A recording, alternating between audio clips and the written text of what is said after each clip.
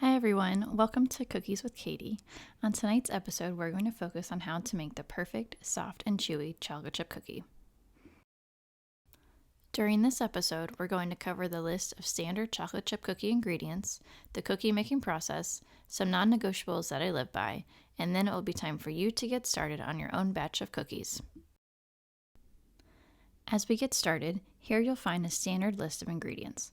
This recipe is the same recipe that you'll find on the back of a bag of Nestle Toll House chocolate chips, but I would like to add one extra ingredient to this recipe. A 3.4 ounce box of instant vanilla pudding mix.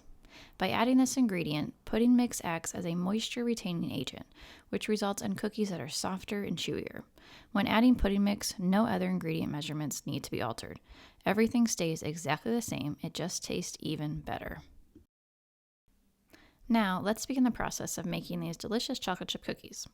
The first thing you're going to do is combine your flour, baking soda, salt, and pudding mix. Then set it aside. Next, you're going to mix your softened butter and sugars, adding 1 egg at a time. You'll also add your vanilla and then mix the ingredients for exactly 7 minutes, resulting in a creamy mixture, which you'll begin adding flour to a little at a time. It's important not to overmix in this step.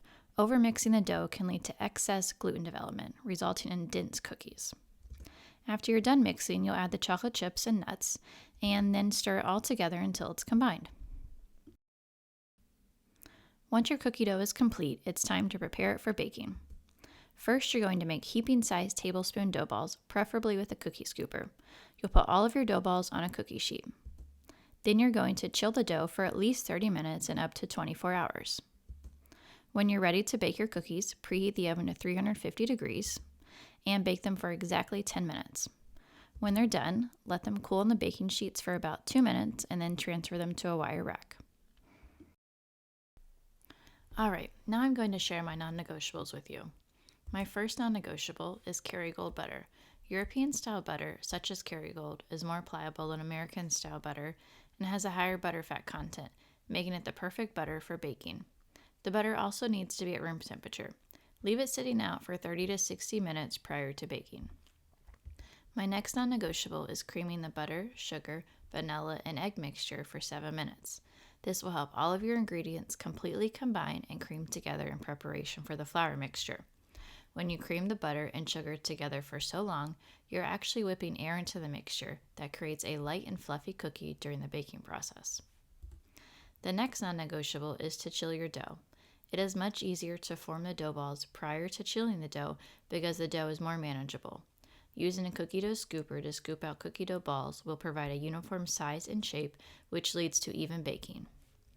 My last non-negotiable is to bake the cookies for exactly 10 minutes at 350 degrees. When you take the cookies out, they are going to look underbaked, but I promise they'll firm up as they cool. This combination of time and temperature results in a soft and chewy cookie that is cooked on the outside but still soft on the inside. So as tonight's episode comes to an end, it's time for you to begin. As the famous Walt Disney said, the way to get started is to quit talking and begin doing. I hope you enjoy your chocolate chip cookies, and I'll see you next time on Cookies with Katie.